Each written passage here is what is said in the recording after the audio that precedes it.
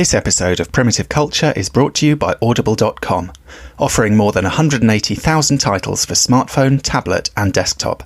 To get a free audiobook of your choice and to help Trek FM at the same time, visit audibletrial.com/trekfm. And also by Enterprise in Space, an international programme of the non-profit National Space Society.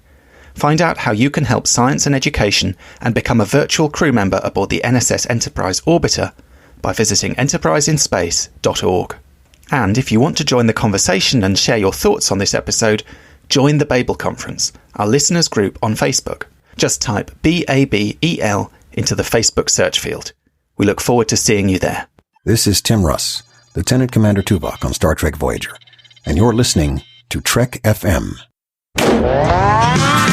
Open your mind to the past. Oh, this may mean something.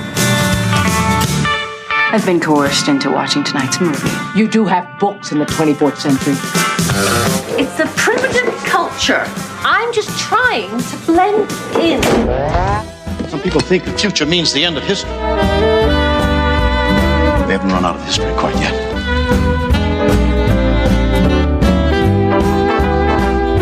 Hello and welcome to Primitive Culture, a Trek FM podcast all about our history, our culture and how Star Trek relates to it. I'm Duncan Barrett and today I'm joined by Lee Hutchison. Hi Lee, how are you? Yeah, I'm really excited to be on again. I think this is an episode that only could be done in the toy box of Primitive Culture, so always feel excited to be on this podcast. Well, that's nice to feel that we have these sort of exclusive topics. I don't know whether that's true. I feel like Metatreks could probably find a way into this one. But yeah, you're right. It's good as ever to have you back. You're, a man who keeps returning, not unlike the person that we're talking about today, Jack Bauer, someone who every time he's given up for dead, taken away to a foreign power to be imprisoned, somehow he manages to sort of worm his way back into our lives and into a new storyline and another kind of horrific day. I'm looking forward to talking about this. 24 is something that I've only really come to. I watched a little bit of one or two of the seasons back in the day, but only really came to quite recently when it came up on Disney Plus, when Disney Plus in the UK suddenly dropped like all the Fox stuff and loads of other kind of grown-up entertainment. But I know this is a show that you've been following, for quite a long time now, isn't it? Yeah, that's right. And fitting manner, the first time I ever watched it was on VHS. I came into it, I watched a little bit of season 2, and then I bought season 1 on VHS at the time. It was all the way back in the days of BBC having 24. So they had like 24 on a Sunday night, and then they had like an after show. I think Claudia Winkleman actually hosted it. So I kind of started to watch a little bit of season 2, but I never managed to finish it. And then I got season 1 on VHS, and then I remember doing really well in my school exams, which really dates this even further, and I got season 1 and 2 on DVD box set, and I blitzed that over a couple of days. And then from then on, I think season 3 went to Sky on our version of cable over here, and I followed it all the way through to the end over many years. And it made me chuckle when you were talking about Jack Bauer's Always a Man coming back. A singer I really love, Emmy the Great, wrote a song all about watching a 24 box set in her like album that came out about maybe like 15 or so years ago. And I went to just before COVID kicked in, she did a tour where she performed that whole album live, and she went, "What's Jack Bauer up to these days?" And I, being in the audience, I was actually like, "Actually, he's in a Russian prison." And she was like, "Oh, that's such a shame." So yeah, he's still part of kind of my world, even in the most obscure ways, whether it's appearing on a podcast or going along to an indie singer concert. Well, there you go. And who knows, it may not be the last that we've heard of him, because they did kind of reboot 24 without Jack a few years ago, but it didn't really take off. And I think there has been talk in more recent years of, bringing back, just as we brought back so many legacy characters, here's another one that we can defrost. And as you say, yeah, they left him in that Russian. I mean, this is a massive spoiler. We just spoiled the end of whatever it is, 9 seasons plus, plus a TV movie, plus some webisodes and so on. But yeah, you're right. That the last that we saw of him, he was being carted off by the Russians. But then we've seen that before, because a few seasons earlier, he was carted off by the Chinese, and he managed to make his way back from that. But I'm interested that it was season 2 where you came on board, and you said you were doing school exams. I remember I was at university then in my first year, I think. And that's the season that I remember 24 from. And it's interesting. So it makes me wonder, did the BBC do a big push for season 2 that they hadn't done for season 1? Is there a reason, was that the jumping on point for a lot of people? Because I think in some ways that's the most, not the most iconic season, but it's kind of, it's the one where everything sort of falls into place. And partly I wonder, because we think of 24 as obviously a post 9/11 show, and that's the context in which really I wanted to look at it in relation to Enterprise and the extent to which season 3 of Enterprise is kind of doing, Star Trek 24 to some extent, and riffing off that.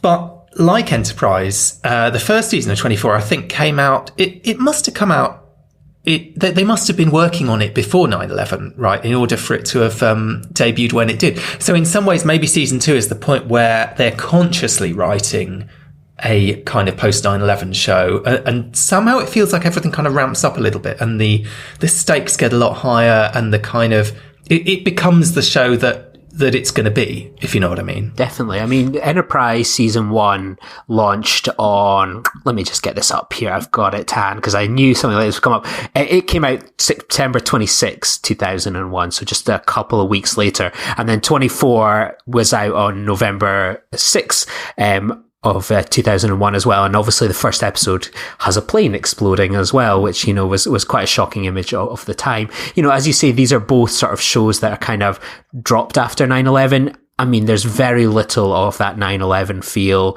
apart from maybe things like sort of internment camps, for example, in a couple of those early episodes of season 1 and 2, but nothing where you would say it's the politics of the time are influencing Enterprise until like the season 2 finale, The Expanse, which is very much a 9/11 episode, almost 2 years to the day afterwards. Whereas 24, that first season, is kind of very much within a bubble. It's about, a family out to get kind of revenge, a family on the brink of collapse within the Bauer family, domestic sort of terrorism, simpler times in a way, and then it's that season 2 where things get a bit more, as you say, big, with like the threat of a nuclear weapon, an attack on American soil on that type of scale, whereas the first one is very much an assassination plot which wasn't out of the world at the time, whereas a nuclear bomb going off on US soil and a terrorist attack on that scale by it was the characters, as often was in the case in 24,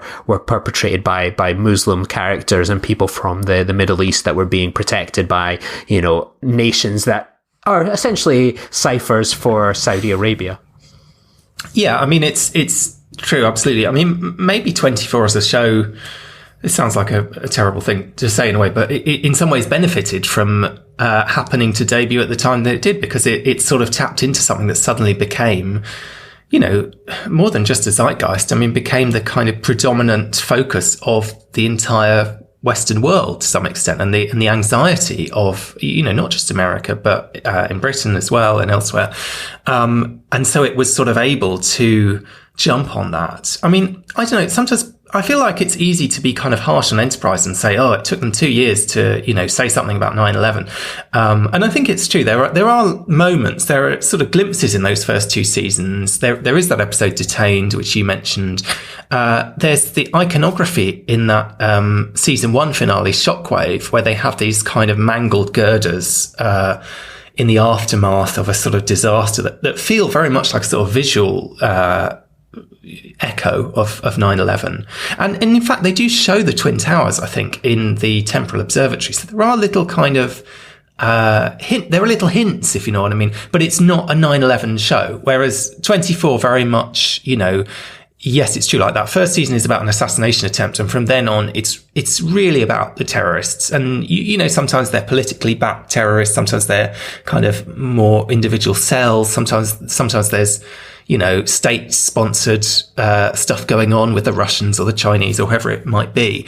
But it is really a case of, America is under siege from various nasty groups of, as you say, often Middle Eastern, sometimes African, sometimes, quite often Russian as well. But these kind of foreigners coming and trying to kill people, and Jack Bauer being the man who stands in between us and them. And I suppose one of the things I'm kind of interested about in 24 is, and in Enterprise, is how does Enterprise manage to take Captain Jonathan Archer, who seems like such a kind of folksy, like he's the most naive, he's the sort of nicest guy of all the Star Trek captains somehow. And in season 3, I think they do a pretty good fist actually of taking him down a rather dark path. And it's the season where I feel like I like his character the most, because I feel it gives him a little bit more depth and it gives Scott Bakula more to play with.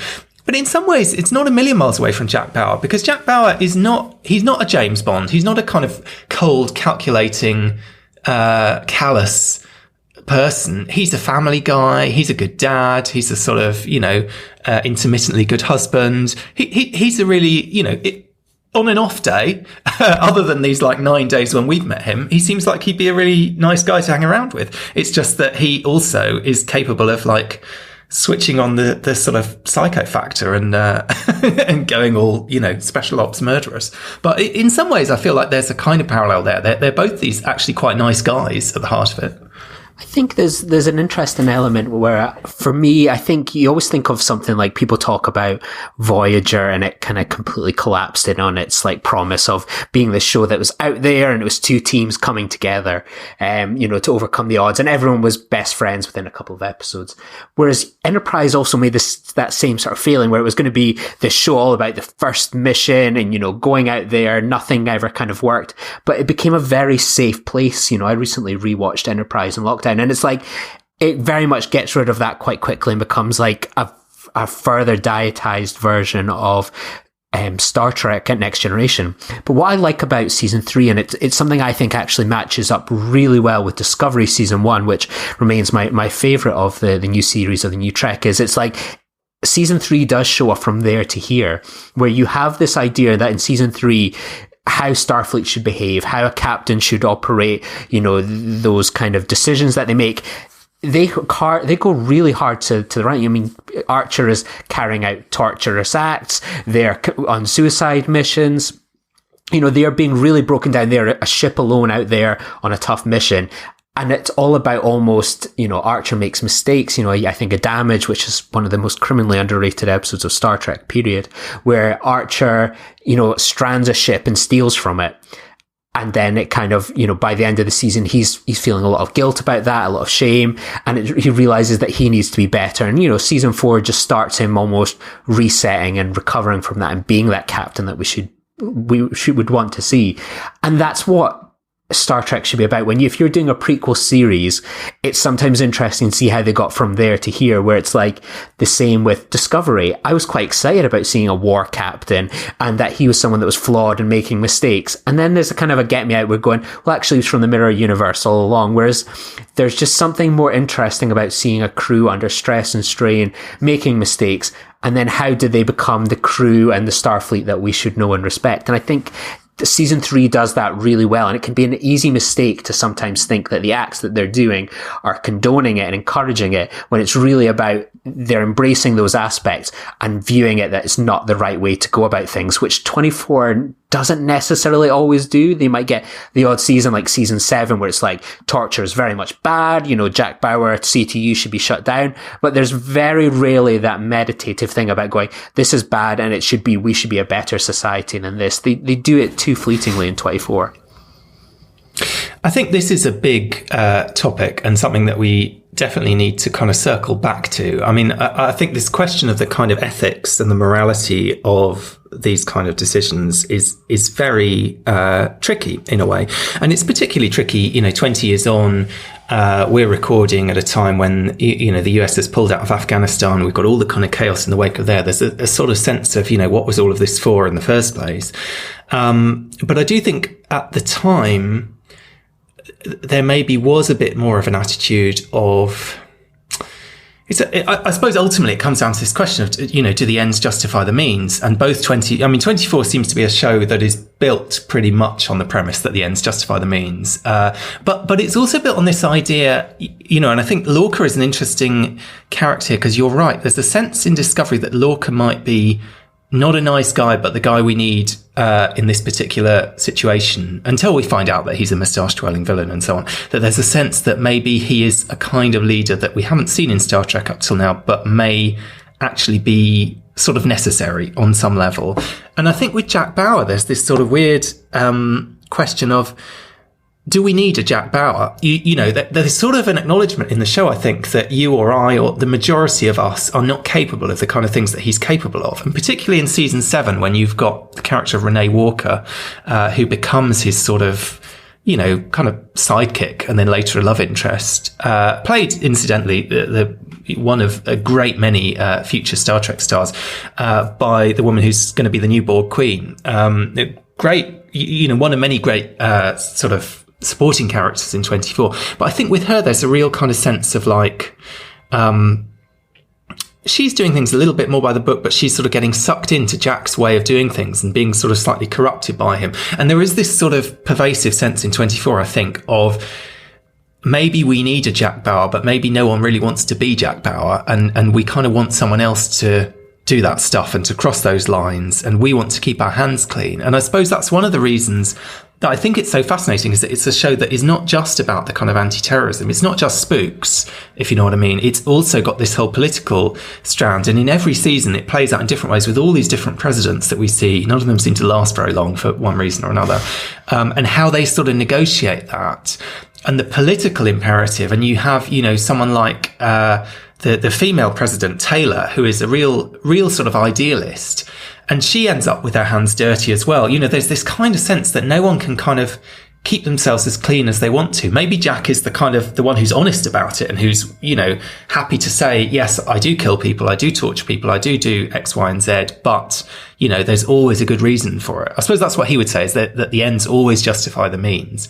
He's kind of like the, you know, the idea of the trolley problem, you know, this kind of thought experiment, where you have a train or a trolley that's running off on its own and it's going to, kill, 5 people, on the track, but you can pull a lever and change it so that it only kills one person, but then you're the one who's sentenced that person to death. Jack Bauer is basically that trolley problem kind of turned into a human being, and he will always pull the lever, no matter how difficult anyone else finds it. He's the guy who is capable of doing that. But I suppose that's part of the question for the viewer and for the writers is, you know, A, are we capable of doing that ourselves? B, do we want someone else to do it for us or not? And what does that mean if we're basically saying there are certain things that we want done, but we are not able to sort of justify doing ourselves? So I do feel that both Enterprise Season 3 and 24 to some extent engage with these questions. Now, that's not to say that they don't both also fall down on a very hawkish kind of very, you know, in some ways sort of unenlightened standpoint on that. But I do think they kind of raise the questions, and certainly with 24 as it goes on, by the time you get to the later seasons, interestingly, season 7, which is when Manny, Coto and Brannon Braga, I think, come on board 24, coming off of Enterprise, you get this real sort of interrogation of that. So you get Jack effectively on trial in the Senate, you get these new rules, you get this kind of sense of, yes, we don't go along with all that stuff anymore. The enhanced interrogation, the rendition, all this kind of stuff that we associate with that kind of the Bush era and the immediate aftermath of 9/11. Suddenly there's been a kind of pendulum swing, and that is out of favour. But then, of course, the narrative is going to force Jack to do it anyway, even if it's kind of off the books. I think it's one of those things. I think it's really important to actually talk about Manny Coto, because I think he was someone that's considered a bit of a savior of Enterprise. I mean, he sort of came on and did a little bit of work in seasons 5 and 6 of 24, but season 7 and 8 was when he really, you know, had his influence. And I think it's important to think about Manny Coto, because I think there's always this preconception about Star Trek that it is a very liberal show and the people involved in it are idealists about the future. Manny Coto is a bit of an outlier, and he's one of these rare Star Trek people that is also a proud conservative. And he's one of those people where I think that helps add to the, like, you can see that influence on season 7 of 24 and season 3 of Enterprise, where it's very much like Jack Bauer, Jonathan Archer, it's like the ends justify the means. You know, both main characters are taking a huge personal toll. You know, they're taking it all on their shoulders, as the people around them are sort of like trying to moralize, you know, what should be done and the right thing.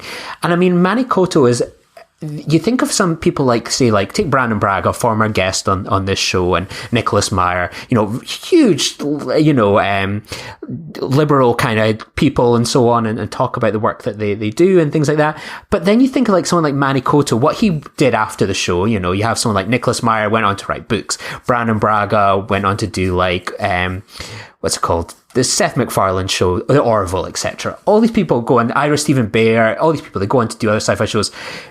Bizarrely, I've always found it an interesting thing. So, kind of a few years after Enterprise, Manny Coto was like one of the writers. He did some acting, and like one of the kind of co-producers on a show that was called the Half Hour News Hour, which is a great title, but it was a satirical show on Fox News, which poked fun at sort of liberals and liberal news and broadcasting. So it only lasted a couple of seasons. So there was things like they had recurring sketches. One was called like the Conspiracy Corner, where people sort of are left-wing, hold left-wing stereotypical views.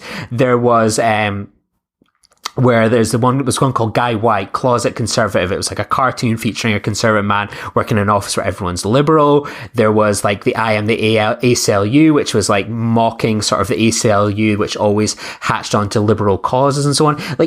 And it would make fun of things like climate change, a lot of things. So a lot of the things that would be like inherent Star Trek values and views, which are maybe a little antiquated, a little, you know, dated or something like that, but the values you tend to associate with Star Trek at its best, were being kind of skewered by this half-hour news show, which was, you know, by Manny Coto, and also it was created by Joe Cerno, who was the producer of 24.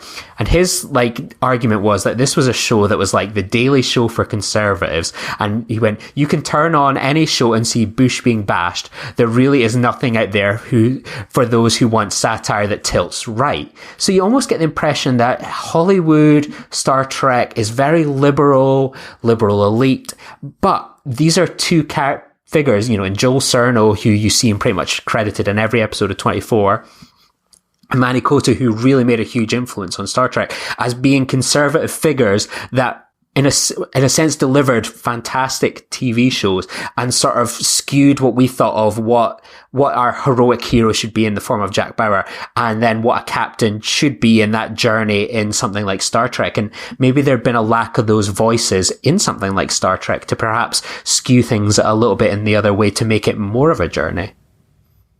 That is fascinating. I certainly didn't know that about Manny Coto, and that is quite surprising, I have to say, in a way. I mean, it's interesting. It sort of puts into perspective some of the stuff with Jack Bauer as well, because, well, first of all, I think it's important to say there is a tendency to see these things kind of along political lines as, you know, liberal or conservative issues or whatever. But I think in some ways that is oversimplifying it. I mean, it was a Labour government that, you know, took us into Afghanistan and Iraq and so on. And it wasn't at the time. It's true that a lot of the resistance to that and the resistance to the war was coming from the left, but it's absolutely not the case, I don't think, that the left and right were kind of clearly for and against, if you know what I mean, in that period, kind of particularly sort of immediately after 9/11. I think it was a lot more complicated than that in a way. And it kind of brings me to this question. You know, you said Archer makes various mistakes. Well, I mean, I don't want to be the hawk in this conversation necessarily, but I don't know whether Archer makes mistakes. Certainly Archer does things that no other Star Trek captain has ever done. And particularly he does things knowingly. I mean, I think there's a kind of, distinction. Sometimes other Star Trek captains, we've seen them right at the end of their tether. We see Janeway kind of, you know, pulling a similar trick to Archer, basically waterboarding that guy in the airlock. But she is, you know, kind of losing it by that point with the situation she's in. We've seen Sisko do terrible things in The Pale Moonlight, but he was kind of being duped by Garak. He wasn't totally on board with what was going on. He was kind of on a slippery slope. Archer is the only one really who has to justify and make those decisions beforehand. So there's that scene in Damage where he basically says to Phlox, I'm about to do something really awful. And, you know, it's not like it's in the heat of the moment. It's a cold, calculated decision that's what he needs to do. Obviously, those are terrible things. You know, he steals the warp coils from that poor guy on his ship. One of the things I think is the most shocking is when they kill those Xindi who are on like a listening station or something, because they're like, you know, they might detect us. And it is very much the sort of, it is kind of what Jack Bauer or someone would do, you know, go into a building and slit the throats of 3 guys because he couldn't get past them any other way or whatever. And it does feel very cold and very kind of, it's very un-Starfleet. But that's partly because Star Trek normally will write around, it wouldn't write its central characters into a situation like that in any other scenario than in season 3 of Enterprise, really. So it kind of puts Archer in these impossible situations. And there's this kind of mantra throughout the series, throughout season 3 of Enterprise. I didn't have any choice. There wasn't any choice. This was the only thing I could do. You know, there are various kind of riffs on this. Archer says it over and over and over again. I didn't have any choice. You get other characters echoing it. So, the reptilian who kills, Degra, finally says something along the same lines. I think he says, I didn't have any choice. You know, I had to kill you. The terrorist leader in Chosen Realm, very much leaning into that kind of Muslim suicide bomber, kind of model there. He says I don't know if he says he didn't have any choice, but he talks about what I have to do. I had to do this. And he talks about having a hard choice because and in his case, that involves killing a child. You know, there's this kind of constant refrain throughout the season of this idea of having a choice, having no choice, having to make the hard choice. You know, interestingly, in 24, there's a line in season 8 of 24. I wrote this down where Jack Bauer says, to kind of justify something that he's done, he says, I didn't see another choice. And that I think is kind of, I don't feel he would have said that in the first 5-6 seasons of that show. I feel that is almost a sign of that kind of slight slippage to interrogating these questions, you know, saying I didn't see another choice. That's kind of what I'm saying, I suppose, with 20 years of hindsight about that era that these things stem from, is that you know, that maybe things seemed a certain way then, and with hindsight we see them differently.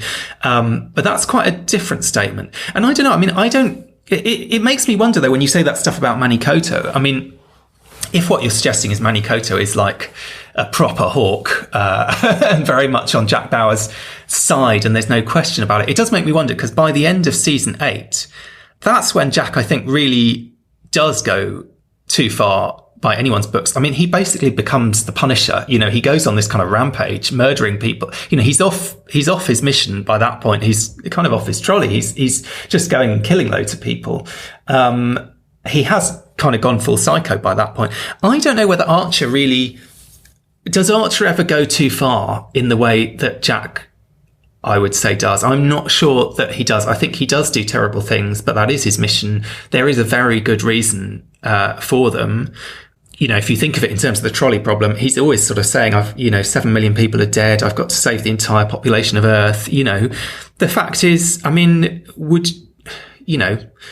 is that not what we'd want? Do you know what I mean? Realistically, if the whole planet was in peril and these things were necessary, I'm sounding a bit like Garrick here, but you know, if it means killing a few people here or doing this thing here or stealing this, committing piracy or whatever there, the fact is, we do want that person to do that. We don't want him to come home and say, oh yeah, there was a way of saving the planet, but I chose not to do it because I thought it was wrong.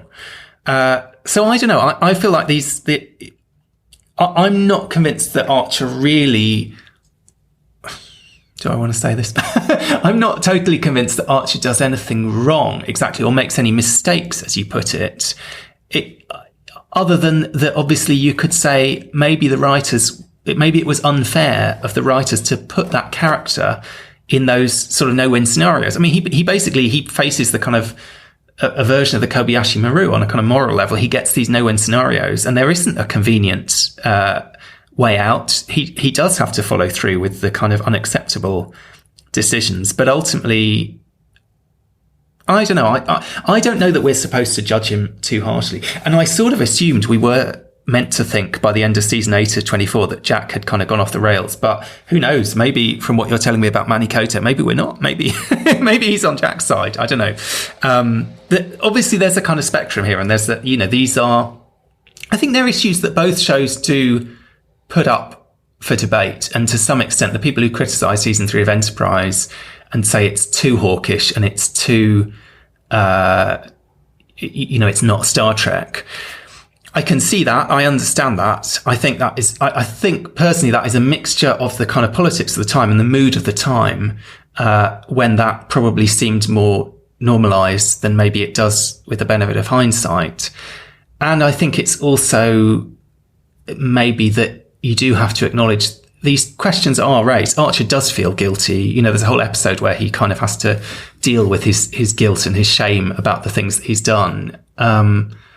It's not just kind of gung-ho, and neither is 24, to be perfectly honest, as much as people would, I think justifiably criticize it for slightly glamorizing, that sort of hawkish response. It's not quite so black and white either. There is definitely an awareness that these issues are difficult, ethically, and that people may have different opinions on them, and that where the lines are is not always 100% clear. I think what's interesting when we think of these shows as like post 9/11 shows, I think if we take Enterprise season 3, which like kind of kicked off in sort of summer of 2003, I almost think of this show as almost like it's a response to that kind of 9/11 reaction, where I think you could almost have it where people like Bauer, Archer were being celebrated as like gung-ho, going in, getting the job done, take no prisoners, and if they caused your enemy a bunch of, pain and hassle along the way, that was no bad thing. By sort of 2003, that was the beginning of the war in Iraq, where it could be argued that the choice to invade Afghanistan was a bit more of a black and white decision. You could sort of understand the rationale behind it. Whereas you think of when you have it with like, there was I think there was about nearly 11 million people around the world protesting about an eventual war with Iraq in sort of February of 2003. And then sort of, months later, Baghdad quote unquote falls in April, and then by the end of the December time, Saddam Hussein's captured. Whereas you kind of watch these shows where they're very black and white almost, but those sort of seasons, as they kind of go on and 24 goes on, they become a lot more grayer. People sort of, you think of like things like the approval ratings for someone like George Bush, considered probably one of the most loathed and derided presidents in history, probably of even up until Trump.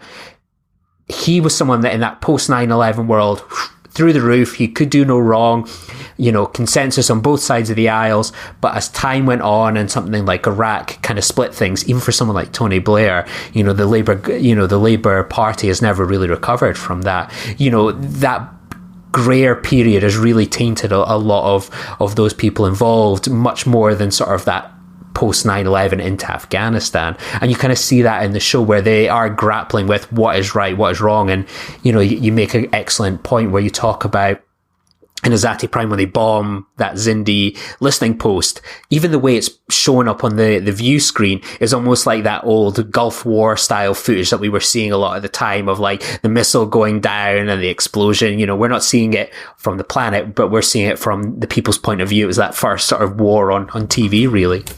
On cable TV, sorry. And I think 24 does, in terms of the political side of it, it shows us a number of different leaders. It shows us some terrible presidents.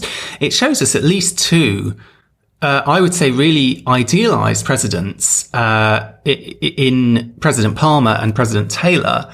But they both, as I say, they both end up with their hands dirty. There is this kind of sense, insofar as I suppose, Bush is not, I think, an idealized president. Obviously, for many people who voted for him, maybe he was. But I think even by sort of Republican standards, he was not really one of their better representatives, if you know what I mean. But I think the presidents in 24 are a mixture of the kind of, the sort of noble and heroic through to the properly sleazy and shambolic. And interestingly, actually, one of the most fascinating, I think, is President Logan, who becomes an antagonist essentially in the show. Rather, usually the show is built around Jack having some kind of a relationship with the president, and they're sort of working, broadly speaking, towards the same ends. Whereas Logan is so kind of dodgy, he ends up effectively working against Jack.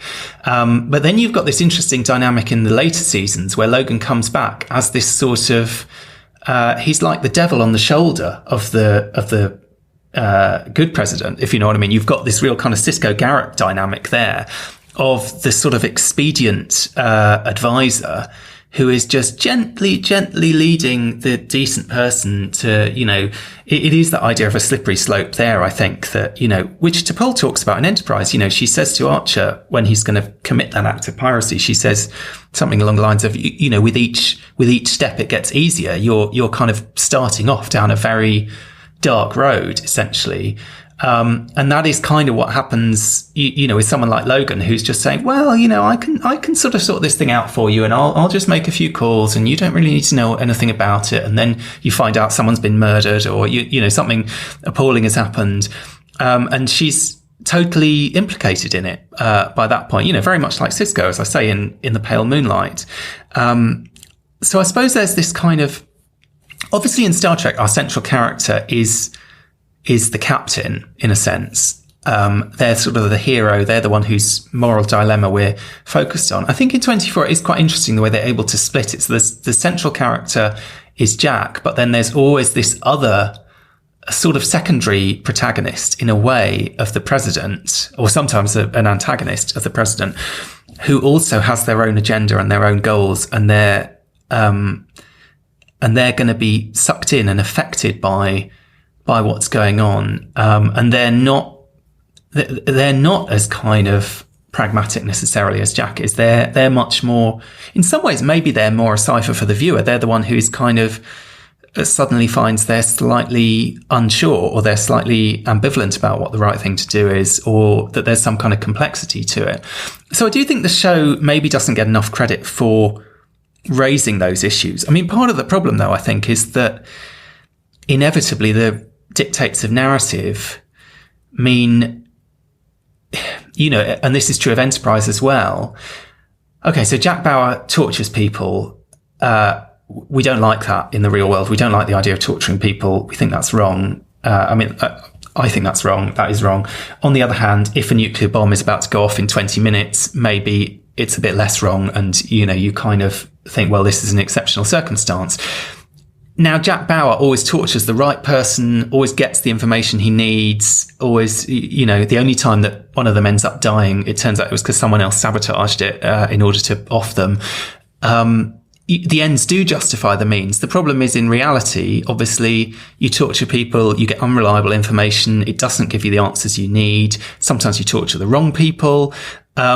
But these are kind of messy, murky things that a thriller TV show like this is not really going to go into.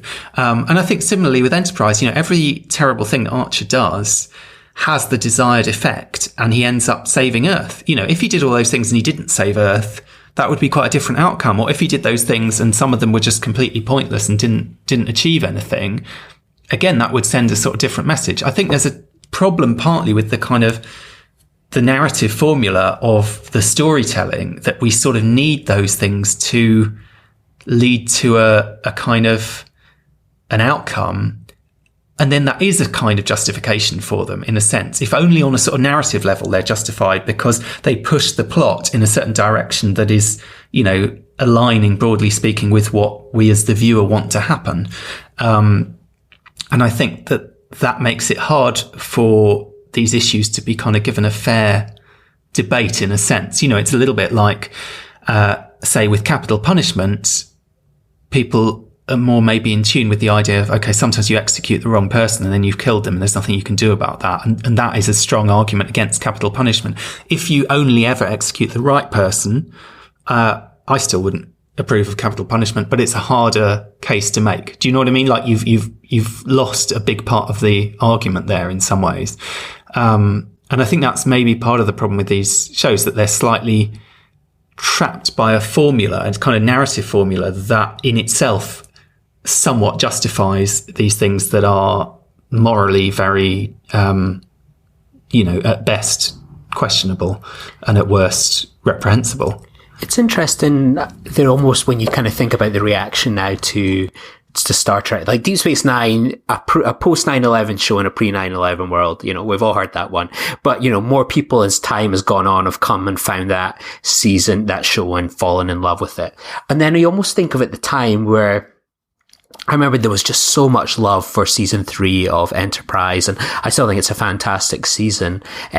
But it seems that there's a more critical eye that's been cast over it as time has gone on, as, new generations of fans come in, as we perhaps reflect on sort of those impulses that we had in that post 9/11 world, where it was about just going out there, getting revenge, capture people in dead or alive. It really plays to some of those base instincts that were probably ingrained in viewers at the time, even probably, as we pointed out, Bush's approval rating, it was bipartisan support, for a lot of these wars and things that were going on.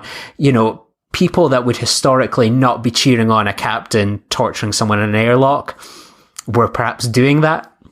And I think as time's gone on, new fans have come in and they've brought a really unique perspective where they go, what were you guys thinking back in those early 2000s? And perhaps those of us at the time were going, I maybe misjudged that wrong. Maybe, the people that were protesting or that behavior was wrong. Or maybe you're someone like me that looks at it and goes, it's a really good interpretation of this was bad behavior, but it was about getting from there to here almost, which it was the point of the show and the song is about. But I think it's interesting when you think about season 3 of Enterprise. It's the only season that's not got Admiral Forrest in it. Enterprise is very much a ship alone, so they're kind of left to their own devices to indulge in some of these kind of acts, and there's not many people holding them back. Whereas in 24, you've often got Jack Bauer as almost handcuffed by bureaucracy, democracy, all these different players on, presidents, senators, the agencies and different agencies within agencies that are kind of holding him back, that he's got to push and rally against. Whereas we almost just see someone like Archer pushing against what he believes is the right and wrong thing to do. And you talked about that great episode of Zati Damage, where T'Pol is like, you've justified this once, we're not going to be like those pirates. That's what they all say. But even T'Pol falls into line very, very quickly in that episode, where they still go off and bloody loot the ship in the end, and she helps with it. So it's really interesting when you think about, you sometimes think of perhaps a show like 24, maybe someone like Manny Coto, where they are arguing against that bureaucracy, the democracy, that sometimes that checks and balances on people being able to go rogue and do whatever they like, I guess. Well, Jack, of course, has to go rogue quite a lot of the time. I mean, although we start with season 1 with him, I think he's the head of CTU at that point, isn't he? I can't remember. He keeps basically being... Right, okay. But he was previously head of... I don't know. Anyway, he has been sort of part of the system. But fairly early on in the series, he is kind of out. And then he gets called back in for one reason or another. But often it's unofficially, or he's undercover, or he's, no one really knows where he is or which side he's on. I mean, he's very much a rogue agent. To the point that in the later seasons, there's this sort of question about... maybe actually earlier, I think, is it Palmer who is the first one who talks about pardoning him? There's always this question of, can he be rehabilitated? Can he be pardoned? Because obviously the president can wipe away, can wipe clean his slate to some extent. But there is a sense that Jack is not just morally tarnished. He is legally tarnished. He's internationally a diplomatic hot potato. He has to be handed over to the Chinese. He has to be handed over to the Russians. Everyone wants their kind of chance to, get their revenge on him, in a sense. Can he be pardoned? Can he be rehabilitated? Can he be kind of welcomed back into the fold, other than in this rather hostile way as a witness in this kind of Senate investigation into war crimes or unacceptable behaviour in counterterrorism and so on. Archer, on the other hand, you're right, it's all very internalised, to the extent that even when Archer comes back to Earth, they're naming schools after him, they're having parades in his honour, he's making big speeches and so on. And for him, it's this sort of psychological thing of this sort of mismatch between the person that he's being presented as and the gratitude that he's receiving, and the kind of self-loathing that he's internalized, and the sense that he is not the man that he thought he was. That, he, over the course of that mission, his opinion of himself has gone down massively and everyone else's has gone up in a sense. I don't feel we really get that with Jack. I feel like Jack is quite, to be honest, he's kind of made peace with all this stuff when we first meet him, really. I mean, you know, he's pretty ruthless. That's the job. He does what he's told. He protects the president. He follows orders as long as they're good orders and not bad ones. He's very much, you know, he can live with it. I suppose that's the thing. You know, Sisko has that line, you know, I can live with it. Can he live with it or not is the big question. Jack does seem to be able to live with it. And that's what is so unique about him. And that's why they need him on some level. And that's why every season a crisis comes up and Jack Bauer is going to be the guy you have to get in because no one else is able to do this stuff. And there is this sort of interesting question in 24, you know, is that a good thing? Is that a bad thing? Is there something wrong with him? Why is it that he can do these things that everyone else struggles with? You know, he is sort of unique, but he's unique by virtue of being he is almost a psychopath. He is almost kind of morally a bit of a vacuum on some level. Although there are some lines he doesn't cross, but the show will fool you into thinking he's crossed them. So, for example, there's the season where he appears to execute a child. And I was sort of watching that thinking, oh my God, you know, he can't possibly have really done that. But they do really kind of convince you that's what's happened. And it turns out it was a fake out. So occasionally there are lines where he will, present himself as being willing to go even further than he is, but he is willing to go pretty far. You know, he kills a lot of people. There's that one where he chops off a guy's head because he needs to use it for some purpose or other. He is the guy who will he will go as far as you can imagine and then some and then some and then some. You know, there's no limits, I suppose. It feels like, as far as he's concerned, he's just surrounded by all these other people sort of gawping at, you know, what he's willing to do next. But I suppose in some ways you could say that is almost a satire on something, on our kind of attitude towards, you know, what we expect other people to do on our behalf. I mean, to me, this might seem a leap to you, I don't know, but it crosses my mind, you know, as someone who doesn't eat animals because I wouldn't want to kill animals and I don't think it's the right thing to do. There's an element of that, isn't there? With, you know, there are a lot of people who are willing to eat animals but not kill them, and they expect someone else to do that for them. And I do think there's an argument that, you know, is that a kind of hypocrisy? Is that a sort of a flaw somehow? In the case of Jack Bauer, I don't know. I don't know if it's hypocritical to say that you want someone else to carry out, you know, assassinations, but you don't want to do it yourself. I mean, that seems quite kind of reasonable on one level, but that is what he represents somehow. I mean, in the context of Star Trek, I suppose he's more Section 31 than he is, you know, he's not the captain of a starship. He is the, you know, he's the Section 31 agent or the Tal Shiar or the, you know, Obsidian Order or whatever it is. But I suppose, I don't know. It's very difficult, isn't it? I mean, I don't like Section 31 in Star Trek, partly because I like Star Trek to be quite utopian, I think. And I can see why some people didn't like season 3 of Enterprise. John Billingsley even didn't like season 3 of Enterprise. I've got a quote from him. He said it essentially argued the ends justify the means, and I had a hard time with that. I found the whole season problematic.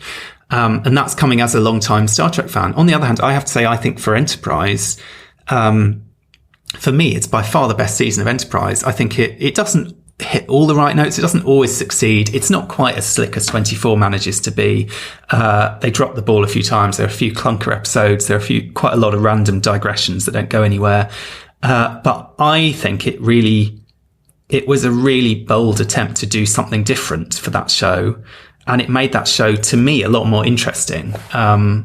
Whether I entirely agree with everything about it politically or kind of artistically, I feel it was, you know, it was a big swing. It was an attempt to do something different. And I think, you know, that came largely from Brannon Braga. I think he should be sort of celebrated for that in some ways. And, you know, it was a bold attempt to do something different with Star Trek and to, you know, tackle this kind of, you know, to do the sort of rip from the headlines stuff. And maybe it was slightly blinkered by the environment at the time and the kind of prevailing attitudes at the time. But that is there's an element of, there's a truth in that as well. And I think it's, we sort of need to see it in that context somehow. And actually looking at it in parallel with 24 is not a bad way of doing that, because 24 is a show that has a lot of those problems. I mean, some people won't watch 24. They think it's kind of hawkish propaganda, and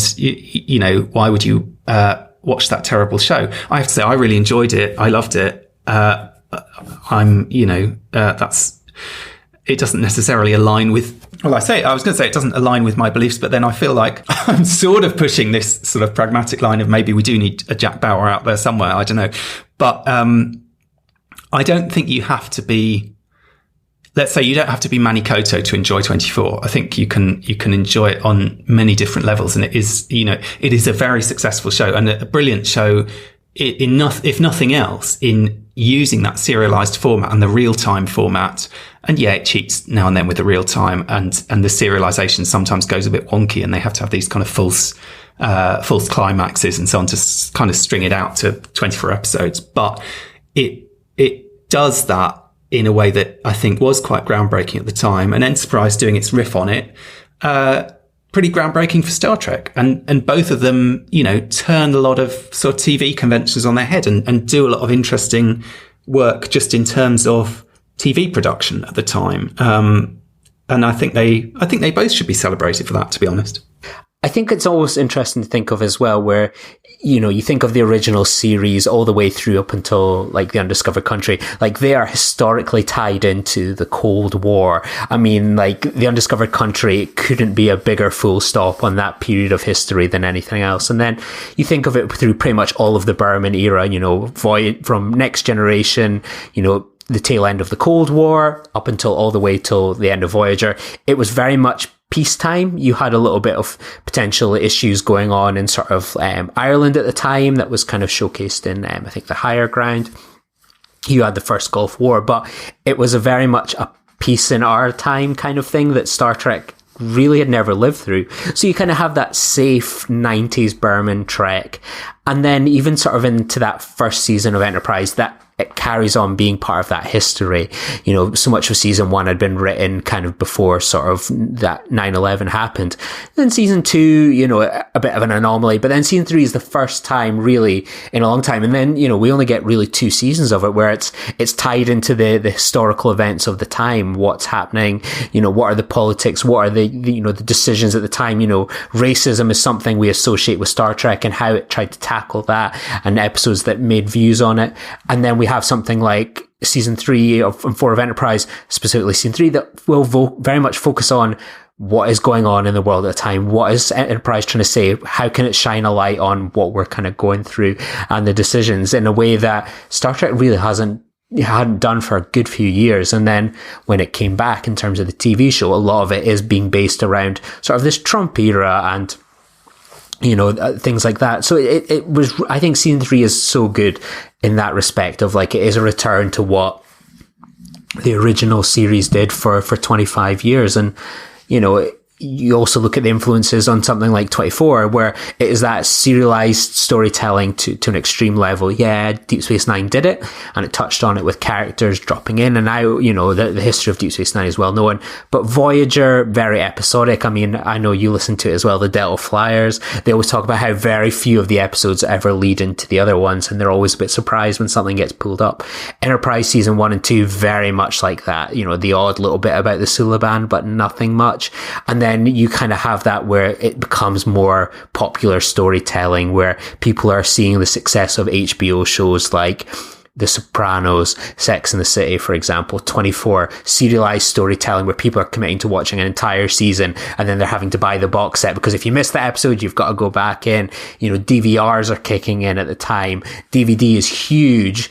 So the idea of selling an entire season of Enterprise for £70, 24 was never that expensive. It was more like £35 for a box set, but people were binging these things. It was like home video was again changing how people were able to take on a season like that. And I remember the first DVD box set I bought of a Star Trek series was season 6 of Enterprise of Deep Space Nine, because it was like, that's serialized. I want to buy the war box set so I can really dive into things like the home entertainment, how people were eating it, how people were absorbing it, buying it, watching it, binging it, was really at its infancy, and it liberated Star Trek to be in a way where it wasn't just like, this is a TV show that is put on into syndication, and you will see the episodes at all different times, and if you miss one, it's okay, you can dive into the next. They were liberated in that because they knew people would pay the money to watch a box set like that. Absolutely. And I mean, Deep Space Nine, of course, you're right, is where that serialization starts in a way for Trek, and groundbreaking at the time, arguably led into a lot of the those shows like The Sopranos, shows like that kind of followed. The combination of Deep Space Nine and Babylon 5 both doing that kind of work really laid a lot of groundwork. But I suppose what you see in Enterprise season 3 is this idea of the season arc as a kind of with Discovery, they called it a novel, didn't they? They said each season is a novel. And very much with Discovery, it's very much a season arc at a time, if you know what I mean. Very different mood. If you think about season 1 versus season 2 versus season 3, they're almost completely different shows. Picard, I think, doing something kind of similar there.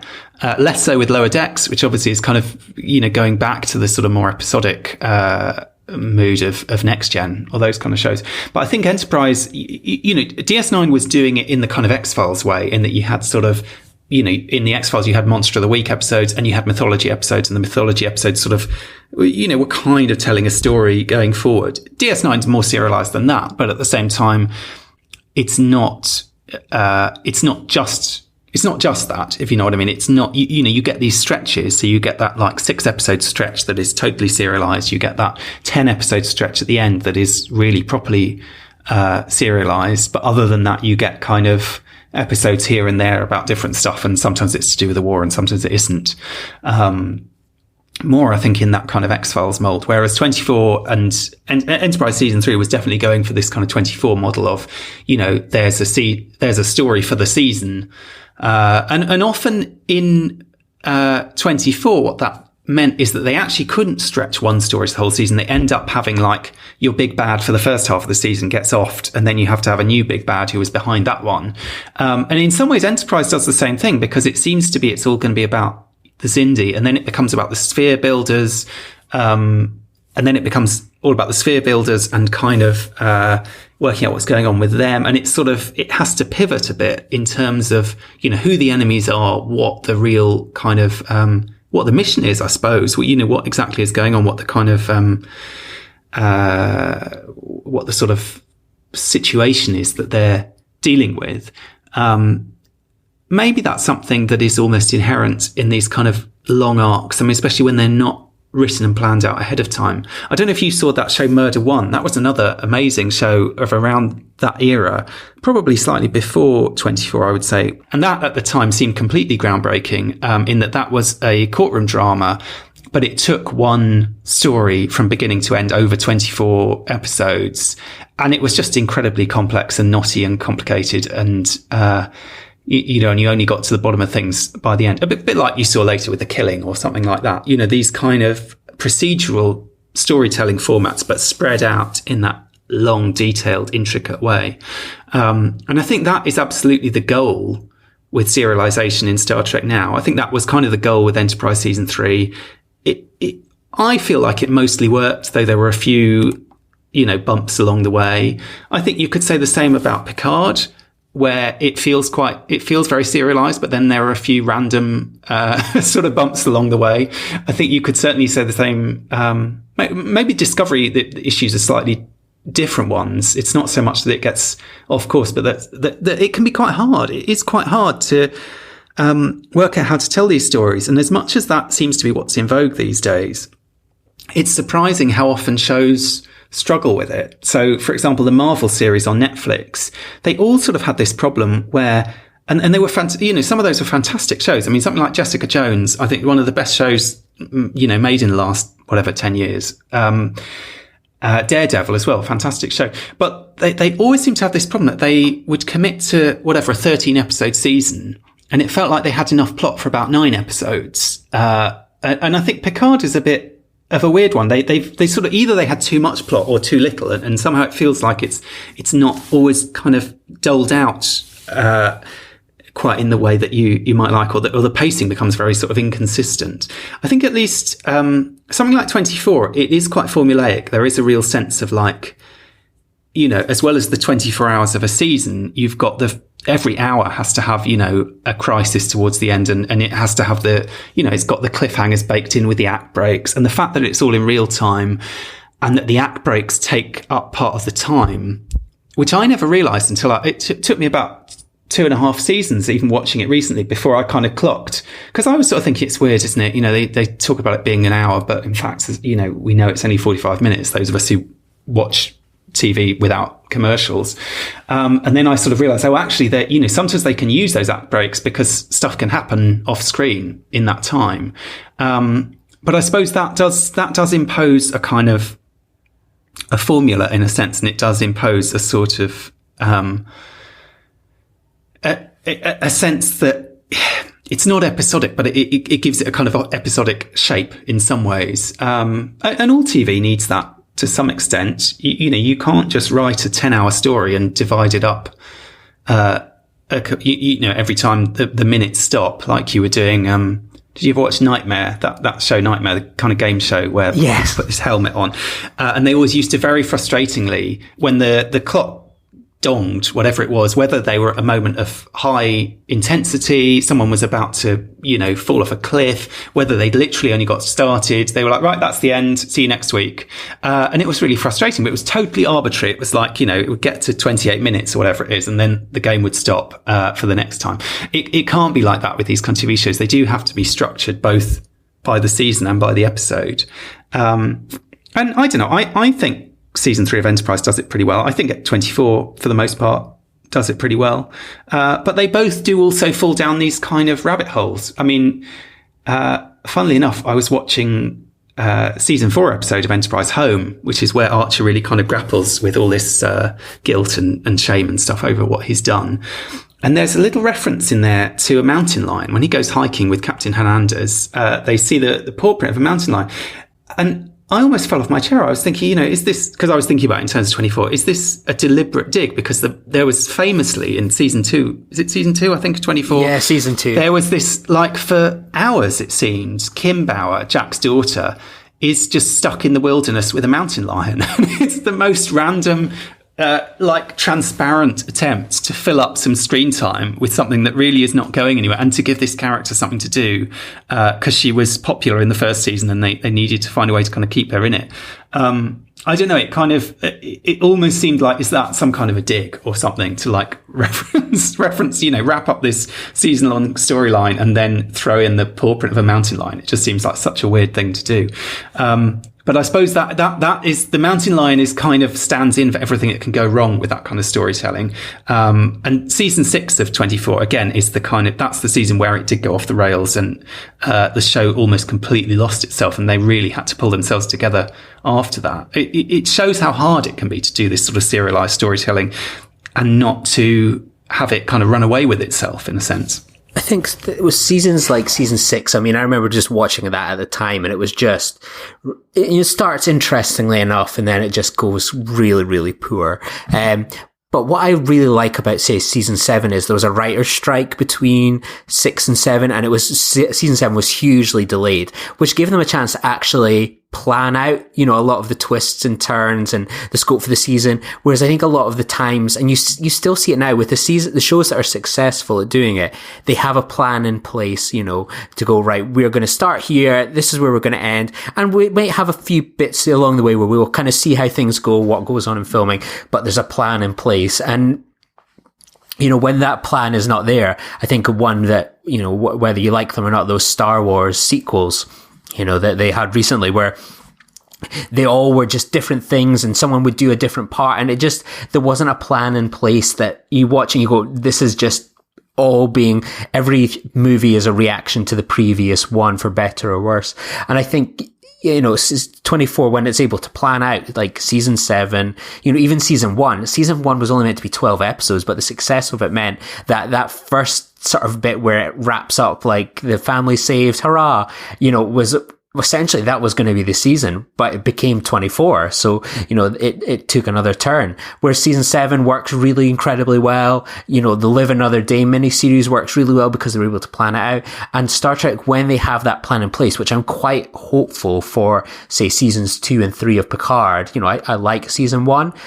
But it is a little bit all over the place. It's always the case with a new show. But I think season 2 and 3, because they've now had this period of time where they could plan it, COVID has maybe worked in their favor to maybe have a planned out season and take into things into account a little bit more. You're right. It absolutely shows, certainly with 24. I mean, that season 6, that is the real, people talk about franchise fatigue with Star Trek. That is a season that feels fatigued for 24 because it just, like, they're throwing everything at it.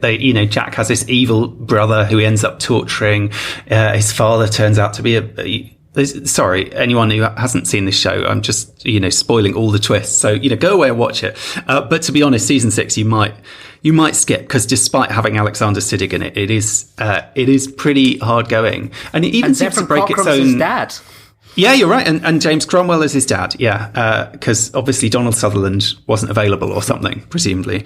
But it even breaks its own rules, because at one point Alexander Siddig manages to travel to get from New York to LA in about an hour or something. I mean, like, there are a few rules. If you're doing a show in real time, surely there are some things that you can't. Okay, you can bend reality a little bit with, car chases and how fast people get across town, but you can't just magically transport someone by plane, impossible distances. But it's sort of, I think by that point they've almost given up on the realism of it. And I suppose that's the strength of the show, is that because of the real time format, because it is quite dark and gritty and nasty and so on, it does have this kind of air of realism to it. That's what they're going for. It's not sort of swashbuckling. It's kind of, we are meant to feel that this is, it is real on some level. It's kind of going for that, I think. And it's when it gets too operatic, with, nuclear bombs going off and stuff like that I think maybe it loses its way a little bit. Now, obviously, Star Trek is a bit different. I mean, Star Trek is not as realist in a sense, but maybe that's what, I don't know, maybe that's one of the things about season 3 of Enterprise, is it feels a bit more in tune. I mean, you mentioned Manny Coto, Brannon Braga, Nicholas Meyer. Some of these writers, not so much Brannon Braga, but some of these writers who come into Star Trek with a slightly different perspective, whether that's a political perspective or creative perspective, they are the ones who sort of drag Star Trek back down to earth to some extent. I mean, Nicholas Meyer, with The Wrath of Khan, did sort of, on one level, you could say, made a kind of realist Trek movie. Do you know what I mean? He made it much more kind of tactile, much more kind of gritty, much more human, much more flawed. A lot of these things that you see also in season 3 of Enterprise in some ways, that get away from that kind of slightly sterile utopianism. That maybe they're the Jack Bauers of the Star Trek franchise, Nick Meyer or Manny Coto, or whoever, people who are going to come in and do the stuff that Gene Roddenberry could never bring himself to do, up in his, nice leather chair in his office or whatever. If he's the president, they're the kind of, they're the guys with the bold ideas and the, willingness to do the unthinkable. And of course, these are the debates that we get with Star Trek all the time, aren't we? About, this is not Star Trek. Kurtzman's Trek is not Star Trek. How could you do this? Star Trek's meant to be optimistic. They killed this character. They did this thing. Some of these kind of debates, they are weirdly paralleled by these sort of fan debates about, the kind of creative decisions that are taken along the way. Yeah, and I think those are always interesting. I never have subscribed to that, this isn't Star Trek or whatever. It's just everyone's got their own different taste, and I know some people that absolutely love season 3 of Enterprise, but there's others that feel that season 1 and 2 was, something special, a bit more family, a bit more easy to watch on when they're drifting off to sleep at night. It's one of those things I subscribe more to that. All Star Trek is above average. And, I'm always happy to watch any episode of Star Trek, even if it's something I think's mediocre. I've probably watched it several times, but I think Star Trek, at its best, whether it's on something like Primitive Culture or the type of Star Trek I'm looking for, is something like a season 3 of Enterprise, where there are debates and discussions to be had on a large scale about, the behind the scenes involvement, the historical parallels, the writers that were involved, what are they trying to say? What was it a success? Was it not? When you get to chat about it on a grand scale like that, similar to things like the Dominion War, serialized television, it makes it all the more exciting and a bit more operatic for the topics we can discuss, I think, sometimes. Absolutely. There's, we've talked quite a lot about the sort of political parallels. There's also the kind of creative parallels, or the tropes, for want of a better word. I mean, there are a lot of, partly a lot of the tropes of 24 are, are kind of classic thriller, sort of action adventure thriller tropes anyway. But they are, the thing about 24 is sometimes it does feel a bit formulaic, or at least it feels like there are certain beats that end up repeating themselves. So, you have the same situation where, several times I think this is right. It certainly feels like it happens several times. Jack is given a gun and told to kill someone, and we know that he doesn't want to kill them because they're his friends or whatever, but he has to somehow convince the other person that he's willing to do. Moments like that just kind of play out again and again and again, and they have to find a different way out of it each time. But a lot of these tropes do find their way in season 3 of Enterprise. I mean, whether it's things, for a start, there's this idea of the ticking clock, which is there, from the moment that probe explodes and they're told there's going to be another one, we know this is the season they're going to try and effectively stop this bomb from going off. Now, similarly in 24, obviously most of the stories in 24, there's something that's going to explode, or, something terrible is going to happen. And there's a kind of timer ticking down effectively to stop it, before it gets to that. You mentioned the significance of self-sacrifice, suicide missions. I mean, interestingly, you get that on both sides, in both these shows. I mean, in Enterprise, you've got the suicide bombers I mentioned in Chosen Realm, who kind of stick those things in their arms and explode themselves. You've also got the fact the Xindi probe was not, it wasn't an automated probe. It had a pilot who died, who was willing to sacrifice himself to kill all those people on Earth. Then you've got Archer in Azati Prime doing the same thing and basically saying, someone's going to have to pilot the shuttle. This is a one-way mission. I'm not going to let anyone else do it. I'm going to be the one to do it. And in 24, you get, numerous times Jack offering to go on the suicide mission, and always someone else steps in, whether it's his boss who's had a fatal dose of radiation anyway and can step in, or you get these situations where political leaders are asked to sort of offer themselves up. So there's the is he Indian leader, I think, at one point in maybe season 7 or 8 is kind of basically asked to hand himself over. Later you've got President Heller, who, is one of the kind of more sympathetic, president characters, I think, who has to submit himself to a drone strike in the middle of a football stadium, doesn't he? And the show, fakes it pretty well so that you think that he's actually been killed. And then you find out in the next episode, they swapped him out somehow. They managed to kind of to fake it. But, you do get this sense of the noble self-sacrifice trope, which obviously you get in Star Trek anyway, but it does feel like it's particularly pronounced. This idea of suicide lingers over season 3. You even get Hoshi trying to commit suicide at one point rather than help the enemy with, decoding cracking the codes on the weapon or whatever it is. You've also got this sort of theme of execution. I mean, one of the things that's so, shocking about Jack, I suppose, is that, he doesn't just kill people in self-defense or in a fight or go in all guns blazing. He kills people quite coldly. And one of the most shocking, moments, I think, is that point where he has to kill one of his colleagues, basically. There's a few times when he has to kill one of his colleagues, but particularly he has to kill that slightly annoying guy who's I think he's a boss, or he's from Division. They always have these people who come from Division. And then the villain is holding everyone hostage with, what is it, a bomb or a virus or whatever it is at that point, and gives Jack all these instructions. And one of them is to shoot this guy. And the guy is sort of trying to get out of it. And everyone's like, is there anything else we can do? And ultimately the clock runs out and he has to kill his colleague, so that the villain won't follow through on his threat. I mean, that I think is one of the most shocking moments in the series in a way. And obviously with Archer, you kind of almost go there with Sim. And, Janeway had this with Tuvix. Archer has it with Sim. Archer doesn't actually have to kill Sim against his will. They have that interesting exchange, don't they, where Sim says to Archie, "You're not a murderer," and he says, "Don't make me one," and he doesn't. He kind of submits to it in the end, a bit like that guy, actually, to be honest, in 24, who tries to sort of resist it. I think tries to run away, doesn't he, at one point, but then ultimately sort of accepts, "Yeah, you're going to have to kill me because that's what the stakes dictate." But I don't know. So there are these various ways in which I think some of the tropes of 24, do you feel like they're sort of bleeding into Star Trek with that season of Enterprise as well? Do you know what I mean?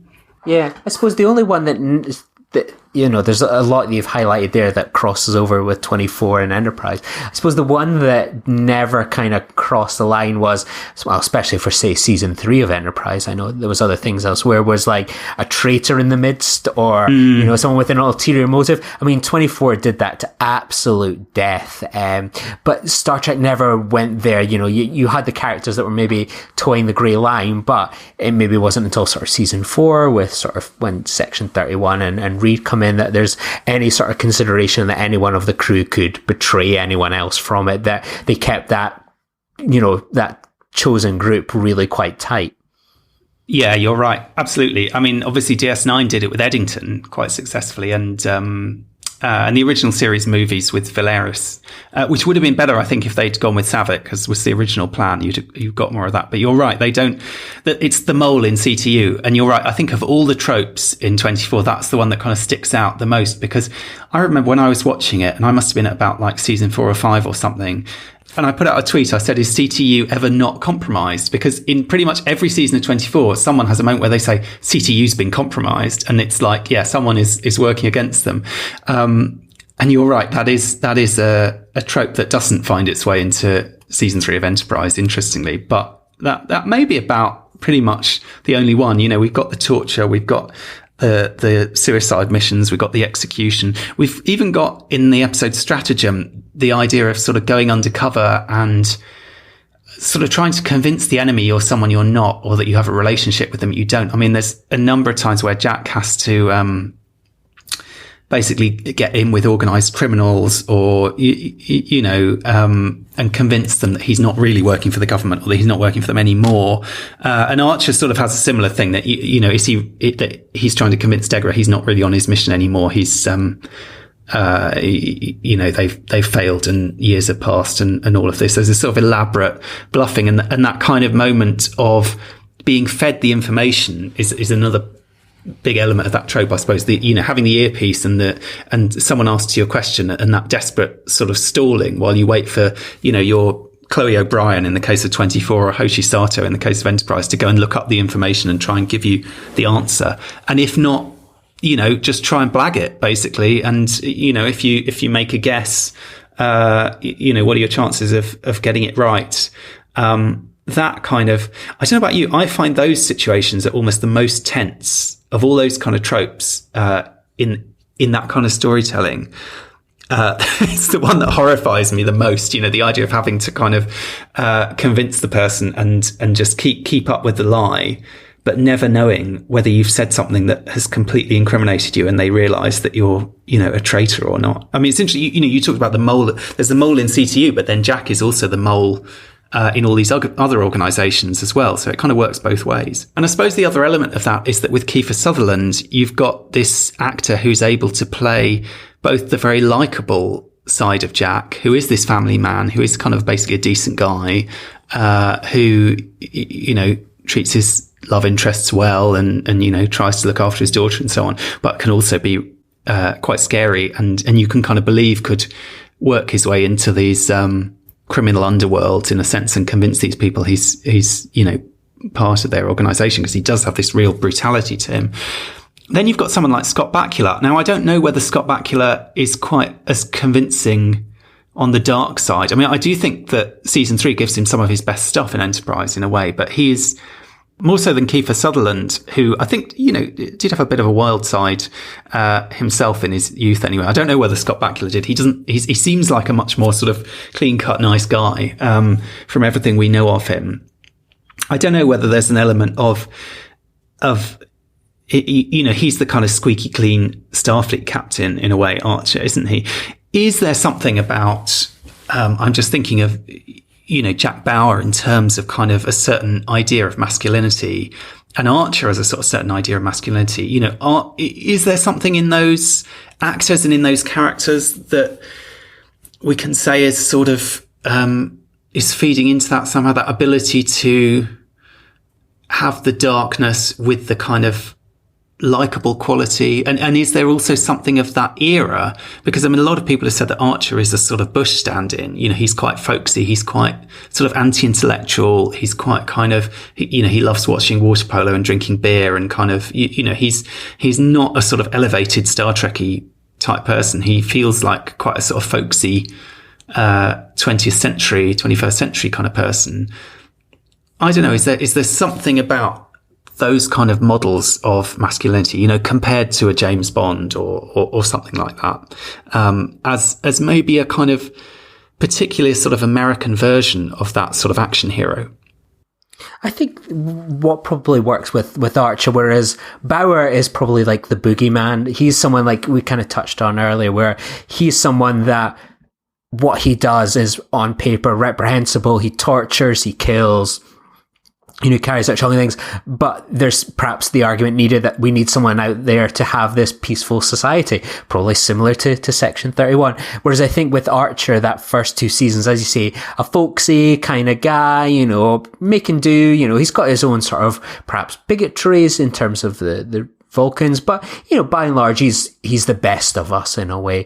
Whereas it's interesting to chart what happens with sort of season 3, where we see that sort of we lose that touch, and that was us perhaps, in that post 9/11 world, the people that should have known better in terms of rushing off to war in Iraq, for example, that kind of patriotism, that kind of lust for revenge, anger, want to give someone a bloody nose, compromising. That was us. Jack Bauer, there will always be Jack Bauers. Jack Bauer existed well before 9/11 and will continue to exist. They exist in the shadows. They're blunt instruments. They have their hands in the dirt, and all of us get to remain clean. But Archer is the moral of what happens when, good gets kind of swayed or damaged, or we forget what our values and roots are and what we should always be about. And, when explorers get turned into basically soldiers, really. That's a very interesting point. So, I think there is that kind of parallel. Archer is almost performing the presidential role in 24 as much as the Jack Bauer role. He's the one who's kind of the leader who has to be corrupted by the orders he's given and by the decisions he's making. There's also the element that it's not all about Jonathan Archer in Enterprise season 3, because you've also got Trip Tucker, who's another kind of quite folksy, very, folksy American, kind of all-American. They're both kind of these all-American guys. Do you know what I mean? And they both like their beer and their sports and, all that kind of thing. And I think there's an element of, because they personalize it for Trip with his sister being killed in this attack. And he's the one who actually, to begin the season, is the one who comes out with this kind of, he wants revenge. And he makes these quite chilling comments where he says, tell me we're not going to be tiptoeing around, we're not going to be pussyfooting around this, basically. And he says we're not going to be following all that non-interference crap. The non-interference crap being the Vulcan attitude, which basically becomes enshrined as the prime directive. Something totally fundamental. As much as we could debate how often it goes out the window and whether that's right or wrong or whatever, but to dismiss it as just a load of crap is quite shocking in some ways and quite sort of arrogant. And it does feel a little bit like that kind of moment of, okay, the UN won't sanction what we're doing. The Vulcans don't agree with it, but we're going to bloody well go and do it anyway. And there's that sense that the two of them, it's interesting. We were talking about Bush and Blair. I don't know that Blair, unless Malcolm Reed is Tony Blair on the, on the deck of the Enterprise. I don't know, if Blair quite finds his way there, but it's interesting. There's the two of them, and it's kind of, and T'Pol is very much out of that. I mean, she comes along for the ride, but she's not invested in it. It's not her planet that's under threat.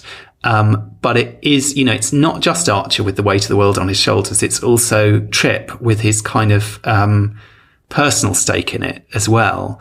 And that sense, I suppose, that, America on 9/11, God bloody knows, did suffer a terrible trauma. It's not just about the kind of politics of it. It's also about the kind of reaction to something so shocking and failure as well. You think of Jack Bauer is, you think of like Homeland Security, which obviously came around after 9/11. The FBI failed, CIA. There was all these red flags across the board and no one saved the day. Whereas you kind of it's maybe that sort of bedtime story you watch on a Friday or a Sunday evening watching 24 and you think, Jack Bauer's out there, things might be okay, things might be a little bit safe, where it's that little background thing in your head when, the people that he is basically viewed as working for failed on a spectacular level. And intelligence continued to fail for years after 9/11 when you think of weapons of mass destruction and how that plunged in. It is almost an idealized, romanticized version, even at the worst. It's there to go, you know what, we're pretty good, that the Hawks, the military, the thing that, there's people like Jack Bauer and he's going to take what the pansies are kind of doing and stuff like that. He's going to own the libs or whatever kind of thing. And it's interesting that the moment that so many people see as the kind of nadir of 24 in a sense is the point in season 6 when they fail to stop a nuclear bomb going off. And I mean, in some ways, I didn't so much mind that. I mean, it was quite shocking as a twist in the story. But I don't, that is a moment of failure. That is basically a sort of acknowledgement that we don't always win these things. Do you know what I mean? And that they were they were doing everything they could to prevent this disaster and it happened anyway. And then obviously they find, there's 3 more or something and they can stop those ones going off instead. But, I think that you're right. That is an interesting element of it. What does 9/11 represent? Well, it does represent this kind of international trauma. It represents the kind of jumping off point for this kind of gung-ho militarism, racism, all sorts of ugly stuff, that follows it. But you're right. It does also represent a sort of failure to prevent something, horrific from taking place. And I think that is not really there in the Enterprise version. I mean, the Enterprise version, it feels very, 9/11 inflected in the way it's presented. Partly you've got this rising death toll, which was very much, the way things kind of turned out in that situation. The numbers keep going up in this kind of horrifying way. You've got this kind of baffled reaction. Who did this? Why did they do this? Why has this happened? The kind of total inability to grasp what was going on. And you've got this kind of they basically go to ground zero, don't they, and sort of see the scale of the damage and the devastation and so on. But there isn't any sense of this could have been prevented. There isn't any sense of this could have been prevented, or we should have been able to stop this. I mean, the only people who could have stopped it are the other factions in the temporal Cold War, and they kind of quickly dismissed that by saying, oh well, if we'd intervened at that point, you probably wouldn't have believed us about what was going to happen, which is a sort of a weird justification for not doing anything. But it's sort of just something that's happened, and I suppose crucially, Enterprise misses it. By the time they get home, all the memorial services have happened. They were kind of out exploring when this took place. They weren't sitting there like many of us were, with the TV on, watching the plane go into that second tower and seeing it unfold in real time. They get the message once it's happened. And it's kind of, it's sort of a done deal in terms of the narrative. It's not a first attack that anyone has any chance of stopping. It's kind of just, it's something that has happened, and then it's the aftermath, and it's the preventing the really big one that is what the story's about. Actually not unlike that season of 24 when they don't stop the first bomb, but they manage to stop the other ones. That's a good point. Yeah, I never thought about that. I guess we do just have to hope that, like you say, Lee, there's always a Jack Bauer out there when we need one. In the meantime, I'm sure you'll be popping back again, whether we see Jack Bauer again out of Russian prison or not. It's a given. I think that you'll be welcome back on Primitive Culture whenever the next occasion arises. But in the meantime, let our listeners know what you've been up to lately, and if they want to get in touch with you online, what the best way of doing that is. Apart from watching Lower Decks, I'm still doing my own podcast, the 24 Project and Filibuster on the Nerd Party Network. So you can find us there, and you can find me on Twitter at Lee Hutchison _ or at Star Trek VHS.